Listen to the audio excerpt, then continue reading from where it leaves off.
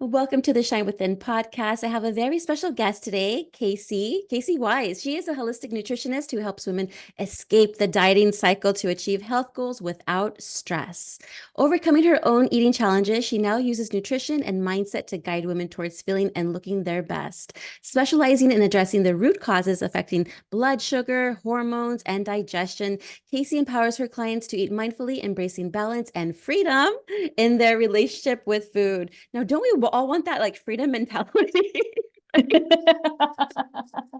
Yeah. we all? Well, I'm so excited to have you on my show today, Casey. We're neighbors. She's in San Francisco. I'm in San Jose. So maybe hopefully one day we'll have to like meet. I know we're both moms, and so it's always a little bit challenging that way. But thanks so much for being on my show today. Thank you so much for having me. Yeah, you just radiate such great energy. So I'm excited for this conversation. Yay. Well, can you just actually share a little bit about your journey and what inspired you to delve into the world of nutrition and coaching? Definitely. So for me, it was quite a long journey going back to being in high school. I was very active, grew up in a healthy home, and didn't think much about food and my body. And it wasn't until I ended up going on a community service trip in high school and I started to notice the girls around me not finishing the food on their plate. And I was like, should I not be finishing the food on my plate? And again, this really came as I wasn't trying to change my body, I wasn't trying to manipulate it, I wasn't trying to like get the sense of control, but gradually it was like, I guess I can just not do this, whatever. Come back from this trip, I have lost weight and I start to get a lot of notice for my body. And keep in mind, I was very much of a late bloomer, so I wasn't someone who was really getting a lot of notice for their body and curves at this stage in my life. And it kind of fueled me to start to want to control even more and more. And this was a point in my life when I was wanting to control everything. I was getting the best grades ever had in school. I was getting school record and track. I was really trying to control every aspect of my environment. And I say this because while a lot of individuals can begin a poor relationship with food when they feel like they don't have control of other things and they're trying to control something in their own environment, it can go and it can be seen in multiple ways, right? And so it does, though, often stem from wanting control in some aspect. And so this persisted throughout college, out of college as well, but it manifested in different ways. So it went from restriction to eventually my body and hormones had enough, and I was getting all these cravings. I felt like couldn't be controlled around food. I started gaining a bunch of weight in a fast way that wasn't healthy. And all during this time, I wasn't getting a regular period because, again, my hormones were not in proper balance. I was feeling so stressed with food. I felt like I was the only one who had these types of problems. I suffered in secret. I didn't want to share with other people. I would be, quote, like healthy out with other people. And then alone is when I would, eat the snacks and not tell other people. And I just felt so ashamed. I had so much guilt and shame associated with food and with my body. When from the outsider's perspective, like Casey was happy. Casey, let's eat healthy. And I struggled for far too long and struggled in silence and didn't ask for help. And before we started recording this, I was just sharing how I recently got a nanny for my 6-month-old. We have a part-time nanny, and I run my own business. I have many clients, and I was so reluctant to ask for help. And I was like, no, I can do this. I have my own business, so I can do this all. And I was putting so much stress on myself. And I very much can wear that as a badge of honor that I could do it all. And it reminded me, though, of when earlier in my journey, I was like, I know about nutrition. I know this. I know that. I don't need anyone's help. And it wasn't until I sought out help and was able to truly accept that help that everything changed for me. So I first dabbled with intuitive eating, and I went to an intuitive eating dietitian who really helped me to build a better relationship with food in my body. And intuitive eating, for those who aren't familiar, is really built on the principles of making peace with food, quieting the diet mentality, but it's not really focused as much on like the nutrition aspects. Yes, there are nutrition elements to it, but I left working with her feeling like I was in a much better place with food in my body, but still did not feel where I wanted to in my body. Again, still didn't have my period back, still didn't feel comfortable in my body. And I wanted to be able to have more of a focus on nutrition, but not be obsessed about it. And I eventually worked with a holistic practitioner who really changed my entire perspective, changed how I view food, changed how I eat food in a positive way. And from that experience, I went on to get my nutrition certification and now coach women all around the world to stop the diet cycle, stop the all or nothing, be able to honor their body without counting calories, without counting macros, be able to realize that health is about more than just a body size, but also not vilify if you want to lose weight. That's totally okay, but you really need to be doing it from a place of health in a way that is sustainable. Yes, 100%. Now, going back to my childhood, when you were saying you were a late bloomer, I was an early bloomer. Like I was literally growing breasts in second grade. I was like, what is going on? Wow. Yeah, I started my period 3 days shy from my ninth birthday. So, and then of course, then I started like blossoming, which I felt like I was bigger than everybody because then I Mhm. started, gaining some weight. And I remember my mom would give me lunch money for the hot lunches at school. And I remember I just didn't eat. I just kept the money. Forgive me, mother, if you're listening to this podcast. She probably doesn't even know until like right now. But I would just literally keep the money and not eat because I felt like I wanted to get skinny. But this is Yeah. like fifth grade. Like, what the heck? Yeah. And this is so much like of the culture now is where because we see on TV, magazines, everything is, oh, skinny, you look better, you'll get more attention, you'll be successful, but it's all lies. They just mess with our head. And that's what happened to me. And then I really was so conscious about my weight, but then I was not much aware of my eating habit. I didn't have too Yeah. much awareness on my eating habits. And I remember in 12th grade, I was gaining a lot of weight, and my mom put me on a weight loss program, and I lost weight. But then I was always like fearful of gaining weight. But I've tried every single freaking diet in the world. I've done everything. And even when it comes to exercise, I was like working out so hard just to try to get this body, this is look, this whatever. But now it's like, no, I want to do it because I want to feel good. I want to work out because first off, I don't want to be in pain. And second off, it makes me feel good. Those endorphins kick in and everything. Now, you've actually mentioned helping women stop dieting and attain freedom with food. Now, how do you actually approach this transformation? And what are some common misconceptions about dieting that you encounter with your clients? Yeah. So this really gets down to the root, right? And so a lot of what we're trying to do when we are like, I need to go on a health journey, is we're playing whack-a-mole and we're going and just scratching the surface. So we think that it's just a food problem when that's just like the little tip of the iceberg when it comes to all of this. Because, well, it could be both a biological as well as psychological component. And it's always a combination of the two, Mhm. just maybe to varying degrees. So if you are having a hard day and you know, though, that Ben and Jerry's has 80 grams of sugar or whatever it is, it doesn't matter if you know all the nutrition facts. It doesn't matter if what's healthy option. If you aren't working through your proper coping mechanisms, if you keep utilizing fuel as the primary thing that's making you happy or feeling joy into your day, then you are going to be stuck in that trap. So we also, though, really need to reframe what it means to be healthy and get out of the all or nothing thinking, the good or bad, the black or white. It's Monday when we're recording this, right? And oh my gosh, I can't even tell you how many Mondays I remember like, this is going to be my week. It's going to bed on Sunday and thinking, like, you're lying down, you're like, okay, what am I going to eat? And like, it's just like, I can't, my head used to be just constantly full of what I'm going to be having this week, what not. And like every night I would go to bed thinking about that. I was just constantly preoccupied. And the thing is like the more obsessed we about it, the harder it becomes to think about anything else. And when we're only thinking about food and that, like, we put so much pressure, and then it makes it even harder to actually attain. So within that, when you were saying, how do you get out of that diet mindset? How do you get that food freedom? Also, keep in mind, most of my clients do want to lose weight. So how are they able to get food freedom, but then also accomplish our health goals?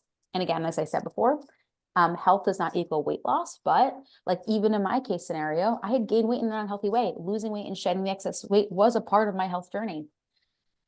When we can get out of labeling all food as good versus bad, that's a big step, because I am not saying all food is equal. That's not true. That's BS. Some food will be health promoting, some won't, but you labeling it all as good versus bad, when you eat that quote bad pizza, what are you to then just feel like you're a bad person as a result of eating it? Mhm. And then if you feel bad, you just want to do more bad behaviors, more self-sabotage. So we get into that all or nothing. Well, I was already bad today, so I already ate the pizza at lunch. So I guess I won't prep the food at home. I already feel bad. I am bad. I already messed up. I'll start tomorrow. And so with my coaching, I really want to empower women that they can make a choice. Every second they have a choice to change their day around. But the thing is that we have associated, especially with our diet culture, that changing the day around means going back to just lettuce and tomatoes, when that's not what we want. And it can be really hard. But for me, the thing that finally clicked for me was, wow, I have tried every diet and every diet isn't working. So I need to clearly do something different. And it was so scary to stop tracking calories. It was so scary to not follow a set diet plan. And I did not for a couple of weeks, I did not see any like change in my body, but it was actually after only a matter of a couple of weeks, my body started to normalize in a way that my cravings were out of control. I wasn't having to obsess and think about food all the time. And I naturally started to crave the food that was genuinely going to make me feel good. And so I could get out of the obsessive behaviors. It just, I'd never given my body enough of a time to be able to have it be in that period of, well, let's explore what your body has to say to you, right? Yeah. So the thing is that with dieting, and so many of us, especially as women, we look externally to society to tell us if we're good or bad, what success is. And so dieting is another kind of checklist, right? Like you're either good or bad for following these rules. And we've been praised in society for following rules. And so when you say you're not dieting, there's no rules, right? So, oh my gosh, that seems so scary. And that's kind of what I can help people to do. When people just are in general are working in this kind of way, to be able to have some type of container that you feel like you're following something without really following anything so specific or rigid. Yeah, of course. And then it's like building that relationship with food where it's, you're not labeling, oh, this is bad for me, and it really is like, I'm like in that intuitive eating that you were talking about. I started noticing that once I say, okay, yeah, I feel like having a cookie.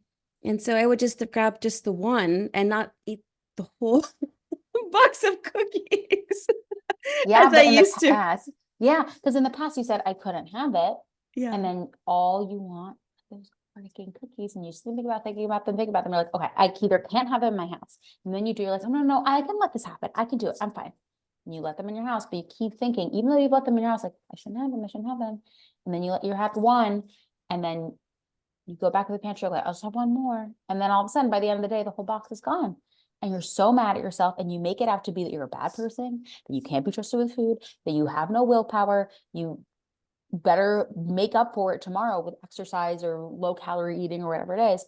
And the cycle continues and continues and continues. So we need to stop addressing the problem from what we think are different ways, but it's the same thing. It's just a different type of diet. And we really get more to the root, whether it's like the psychological reasons why we are continuing to resort to food, as well as also like the biological, like there definitely are things related to what we need in terms of nourishment for our meals so that we can have balanced blood sugar, balanced hormones. We need to really work on all of it together if we want systemic long-term change. Yeah, same thing goes with like alcohol. In my past, I was drinking so much alcohol, and it's like, why am I craving alcohol? What's crazy is like after I became sober, or this is before I relapsed again. I laugh at this because it's funny to me because I've overcome all of those challenges now. Yeah. But I craved so much damn sugar that all I Yes. wanted to do is pop those hard candies in my mouth and just have that sugar because my body was so used to that sugar. And I was just hard candy. It wasn't chocolate. It wasn't like any candy bars. It was just like those mints, you know, those ones they give you at the restaurants, you Yeah, yeah, yeah. know, those white and red ones, those mints. And like I just needed something in my body. My body was telling me like, hey, because you're going through this, your body's used to this. You quit drinking, then you're now eating a little bit of candy, but then it didn't last. I'm not like that No, anymore. but it's a lot of times we replace one vice with another. Right. It's so And common. so we need to find a way that it cannot be a new vice. But I was working with a client this week, and she does actually want to cut down on her drinking. She sees how it affects her sleep and whatnot. And so it's like, yeah, just telling yourself, oh, I'm not going to have any glasses of wine. And then what? No, we need to Right. fill your space. We need to get to a why. Maybe you have maybe having more wine. Like what's why? Because a lot of times there's a deeper why there. But then also we need to deal with, right? Like, what are we actually going to do in the moment? Because it's nice to tell yourself now, I'm only going to have one glass of wine this week. Okay. Yeah, is that really going to happen? I want you to be able to look forward to something else. So that's key too. So maybe you're telling yourself, I am eating in a way that's making me not feel good. And so instead of focusing so much on, oh my God, restricted, whatever, like what can you look forward to when instead of getting drive-through every night, you can look forward to going to bed not feeling so stuffed, right? Or like, can you look forward to that next day when you wake up and you actually feel energized? Because what the reason why we throw in the towel so often is, first of all, we we pick up plans that are really unsustainable, but also because it takes time, especially if we're working on a body composition goal. It takes time. It doesn't take a week. It doesn't take 2 weeks. It should take more than a month, you know, depending on what your goal is. And that's not that motivating when every day you're like, I have to do this crap every single day for the rest of my life. What? So you need to really think about your short and long-term motivators there, right? Like what are the things in the short term that can make you feel good, can motivate you, but also the long term. Because that long term is so exciting, but it's not going to get you up every single day after a week when you're like, Yeah. oh wait, I've been doing this for a week and I'm still not there. So you need to decide it for yourself too. Because if you have someone else just telling you this is what you should do and this is what you should want, like that's not going to stick. That's not going to what's really going to be that voice in the back of your head that makes you keep going even when it feels hard. Yeah. And I love what you said about exploring that. Why am I doing this? Why am I craving this? Why? You have to ask yourself and sit with yourself and ask and kind of self-examine, I Yes, feel for sure. absolutely. Now, going back to your story, can you actually share some key moments or some insights from your own journey that helped you eat for your body and goals? Yeah. So for me, I had been just so focused on like the lower the calorie, the better. And that's what I thought meant healthier. And that's not true by any means. A big thing for me was eating bigger meals and then realizing when I had bigger meals, they seemed so scary at first. It seemed like so indulgent to have like a real meal. But when I had real food and had a portions that were adequate for my body, I could then not think about food for 3 or 4 hours. And then I wouldn't need to have a next meal for that period of time, maybe 5 hours, crazy. And it didn't come out of like deprivation or scarcity. And my body was able to be able to think about and do other things. That was a really big switch for me when I wasn't just like, oh, it's a 200-calorie thing. That's what I want. When I started to look at food as more than fuel, something that I love to say, because it's true, is your body's more than a math equation. It's a science experiment. So there's course validity to the law of thermogenesis. And, you know, when you are in some type of caloric deficit, that will help you to lose weight, except a calorie isn't a calorie. Our body absorbs different types of calories differently. Our body functions in different calories differently. The way we eat foods affects our hormones, our blood sugar, and our hormones and our blood sugar are what dictate our mood, our energy, our focus, our weight loss, all of these things. So this isn't to like overcomplicate, and this isn't to stress you out, but instead for you to realize that if someone is like making money off of telling you to have this supplement or this food, like the foods that are best for you are the ones that they don't have any advertising campaign behind them. So true. Maybe though, like the avocado of Mexico campaign, like that's it. Yeah. I used to work in the food industry, like in agriculture. So Oh, wow. I'm very, very well aware about this space. But we, again, like, and I say this with love because I was in the same way.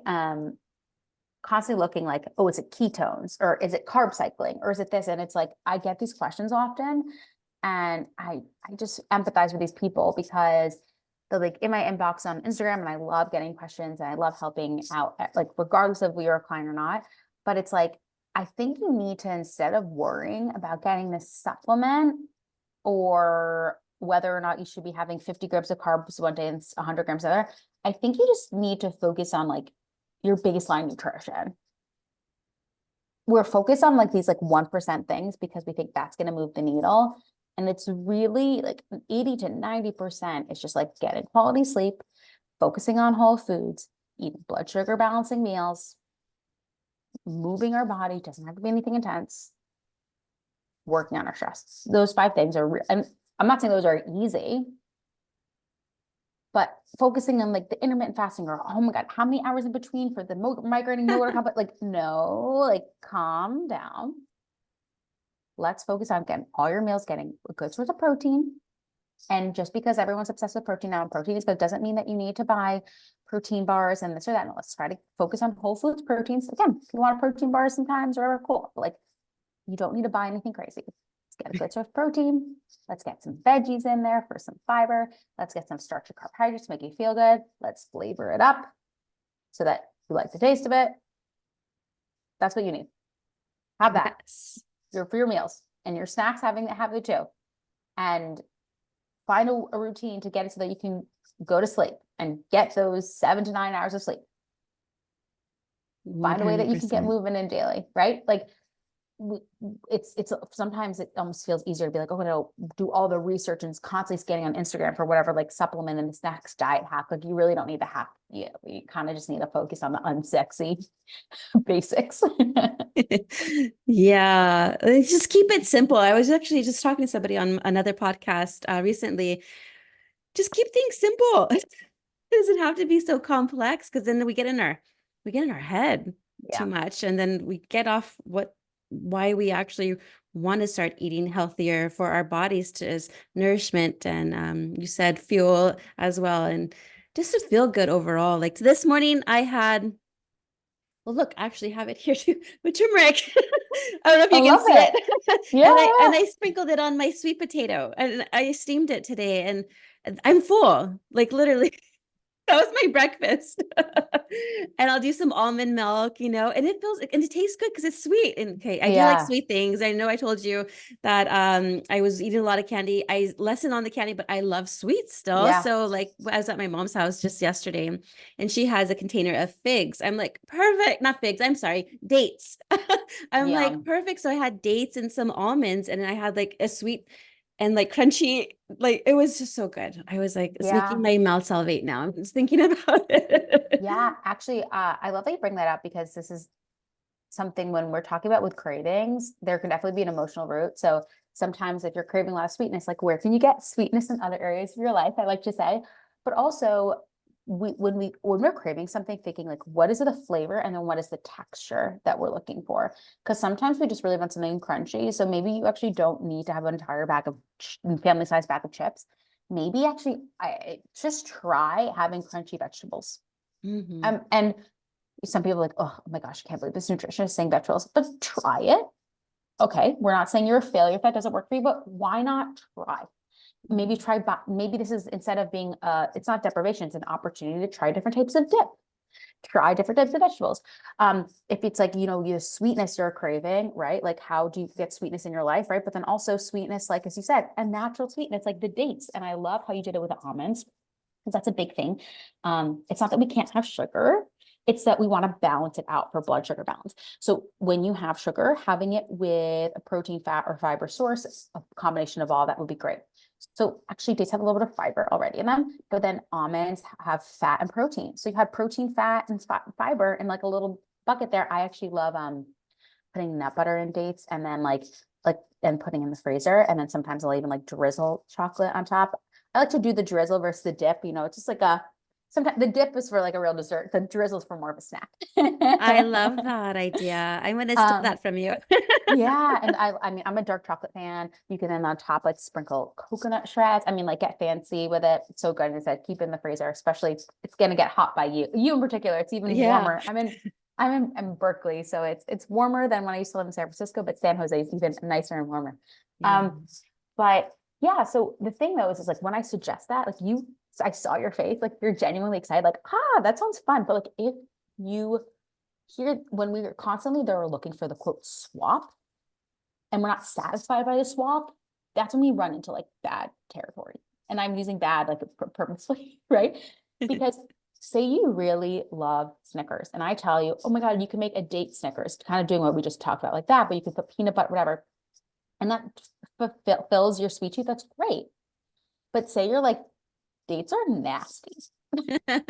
Yeah. I don't like those. And then you're just like, oh my gosh, my nutritionist told me I have to do this. And you're eating it and you really just wanted the Snickers. This is when, and I made a reel and it went like viral. Like Yeah. it was about like when it said, when you want the ice cream, but instead you have the halo top and the chips and the protein bar, this, and then you just end up having the ice cream. Yeah. Because that's what happens. So it's like, could we maybe have the Snickers and have it after dinner so that you have like some protein, fat, fiber in your stomach? Can we maybe have the Snickers also with a side of almonds, kind of like you did with that? Like, cool. Yeah, that'd be great for our blood sugar. But like, we don't need to not ever have the Snickers and then just be thinking about the Snickers all of the time, or the pizza, or the this. Like, can we sometimes make pizza with cauliflower crusts and put some spinach on there so we get some more fiber? Yeah, and that's great. And I find that a lot of people who like pizza like that too, but that doesn't mean that we're never having pizza. It's if we say we're never going to have it, then when we do get to have it, we eat all of it. We feel like crap. We get back into that all or nothing cycle. And it continues and continues and continues. And that's the definition of the yo-yo. Oh, yes, the yo-yo. Oh my gosh, talking about cauliflower. I just actually made for the first time the cauliflower mashed potato. Oh, yeah. It's so good, and I loved it. And we were dipping some vegetable sticks in it too, Ooh, and it that's was so smart. good. So my Yeah. husband and I were trying to get creative with, well, I'm the cook actually in the household, so I'll check out recipes. Pinterest is great to have, just check out different recipes, healthy recipes, but I love cooking. So I love exploring and trying different things. And he loves barbecuing. So we'll even barbecue the vegetables. We were like the only ones barbecuing during winter time. Oh my. With asparagus he'll throw on there. And oh, it was just so much fun, just getting creative and just creating these things, and Mm-hmm. then you just get better. It just becomes a lifestyle change Yeah. eventually. And that's what I appreciate mostly. Like, oh, this is fun because we have our own garden too. And so we get excited when our beets are growing and just like, let me find a Yeah. recipe on this vegetable. It's so much fun. I don't know. It brings me so much joy. I always share on my podcast that like my retirement goal is to go ahead and live on a farm, like a farm where it's not like a big, huge farm, but something small where I have like chickens, I have, plants that are producing like fruits and vegetables. And I get excited talking about it because it excites me. Yeah. Your own little homestead. Yeah, exactly. I love that. Yeah. So this podcast, of course, focuses on health, spirituality, and of course, women's well-being. In your experience, how does spirituality actually, how does spiritual well-being influence nutritional choices, I should say, and mindset around food? Mm, yeah. So I have clients coming to me that are into the spirituality and then some that aren't, but there's always an undercurrent there, whether they realize it or not, when we're talking about their goals. And one thing that is so important that I find can really help skyrocket success of clients coming to me is when they may realize that they don't have the life or the health or the body that they have in this moment. But by acting as if, that is when the biggest changes happen. So if you're hearing this and you're like, oh, I want to feel better in my body by X date, by whatever occasion, there is nothing stopping you from right now to act as if you are that, you have that, you embody that. Because when you act as if, it flows so much more naturally to you. The habits, the routines, the practices come into place without so much resistance. So what does this actually look like in practice? Okay, so you have this dream of that when you wake up, you're excited to get out of bed and put on clothes because you like how your outfits look on you. You go outside and you have sunshine in your face and you go for a walk, not stressed about getting in some intense workout to shed the weight. You actually enjoy movement and getting movement. You're not scared about eating breakfast. You enjoy your breakfast. You don't skip it. You have something that's healthy and balanced, but that also tastes good. You aren't scared to make plans with friends because you're stressed about going out to eat. You enjoy making plans with friends and you're not trying to hide behind your body. Like, what does that ideal version of you look like? You feel like you can eat normal food around your friends. You're not just underneath the table on MyFitnessPal or go into the bathroom to like check what the calorie count is of things on the menu. All the things I said, you can do right now. And if you can do that right now and embody that person right now, then you can get that much closer to being that version of you that you want to be. And in feeling better in the process, it makes it so much easier to attain those results. And maybe there were some hiccups in the way. So for example, like the first thing I said was you put on clothes that you feel good in. Now, if you don't have any clothes in your closet that don't make you feel good, then you need to buy, thrift, what does not, I'm not telling you to like drop a bunch of money on a new wardrobe, but if you have nothing in your wardrobe that makes you feel good in your body right now, then every freaking day you're putting on clothes that make you feel less than. And so of course, if you feel like crap because the clothes you're putting on, you're going to do more things that make you feel like crap. Because you don't feel deserving, you don't feel worthy in your own body. So you need to feel worthy and deserving and empowered in your own body.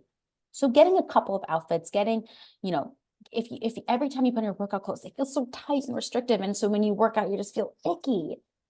Yeah, you need to go and get a set on Amazon that's you can feel cute in, that feel comfortable in, versus just wearing the sweats every single day in your home, because then you just feel, again, less than.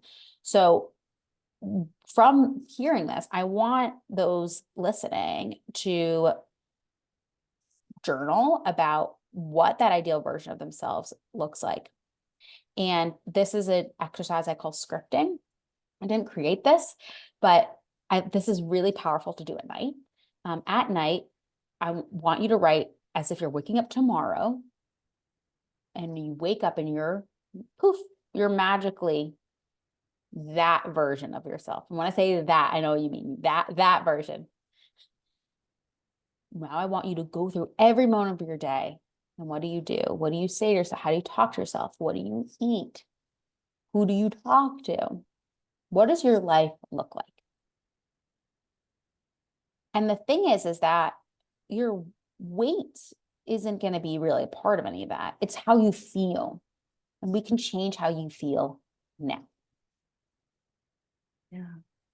Yeah. Because before I was just sharing with you that I used to be like all about, oh, I need to work out to look a certain way. It's like, no, I want to work out because I want to feel a certain way. Yeah. So I totally agree with you. It makes a difference because I feel great. Can I lose some weight? Of course. But do I dwell on it or think about it all the time? Heck no. I Yeah. used to. I used Yeah. to.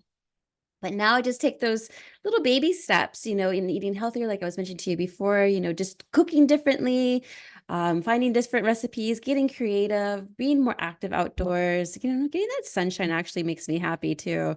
Now, because it's getting sunny now, finally. I know we had some bad weather not too long ago. It was rainy, but now I'm like, yay, the Yeah. sun. So just going outdoors and just loving your body. Like I looked at myself this morning. I was looking at my stomach. You're a new mom. You understand. I have stretch marks and a C-section scar from both my children.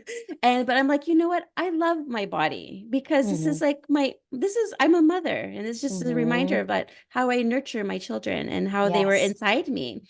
And Yes. I embrace those scars and stretch marks. Hmm. Yeah.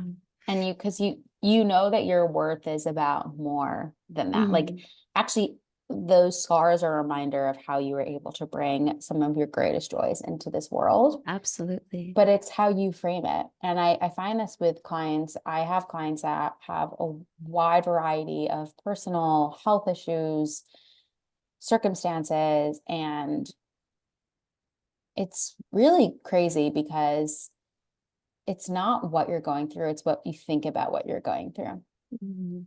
And so I don't, think you have to be toxically positive and be like, oh, I'm maybe dealing with all this, but it's fine. Like, no, but at the same time, when we can feel like we can have agency of our own life, that makes all the difference. And when we feel though that we're just so stuck, again, regardless of circumstances, deal with people that, um, I, some of my clients, for a perspective of others, is like they have it all. But that doesn't matter when you don't feel like you do. Mhm. And there's no shame in this, in being in that circumstance. Um, but again, why I am so passionate about nutrition and working through nutrition from a holistic perspective is because when we can feel like in control of our health, we can feel in control in a positive way in every aspect of our life. And Mhm. so it really does trickle down. Oh, yeah, definitely. That's like so exciting. Now, for our listeners who are eager to go ahead and learn more about your approach and possibly work with you, how can they go ahead and reach you? Social media, website, where can they find you? Yeah. Yeah. So I am Your Case for Wellness on Instagram. That is honestly where I like to show up most. Um, and I also am yourcaseforwellness.com. But again, definitely connect with me on Instagram. You can also find a link to my free Facebook community where weekly I do live trainings. And I have about, I think, like 2 slots open for coaching if people are interested. But honestly, I just love connecting with people from around the world, helping you, cheering you on, educating and empowering you. So definitely send me a message and would love to learn more about you and just say hi. I love that. And lastly, if you can leave our audience with one piece of advice or an empowering message about nutrition, mindset, and holistic wellness, what would it be? Oh, it can feel so overwhelming, and I get it. But all of this noise is just bringing you further and further away from yourself. And the thing is that you were born with the tools to know how to feel your body, to be able to listen to your hunger and fullness. So while it may be so scary to delete the calorie tracking app, or maybe so scary to no longer follow a set diet plan or rules, it's when we do that that we're able to then work on our own body trust. And by building our body trust, it may take more time, but it's a skill that we can reconnect with. It's our intuition. And once you reconnect it, that's like the greatest gift you can give yourself because you're not restricted by having to have a menu that has all the ingredients and calorie counts. You're not restricted by freaking out when you're served food and you don't know the type of oil or butter that they used. It's truly life-changing when you can reconnect with your body's innate ability, its innate cues. And we all are born with this skill. It just may take a little time and a little practice. Oh, I love that. Oh, Casey, thank you so much for being on my show. It's been an absolute pleasure having you on. And I just know our listeners are excited to change their mindset when it comes to dieting. Thank you. It's such a pleasure being able to chat with you. And thank you so much for having me on. Of course.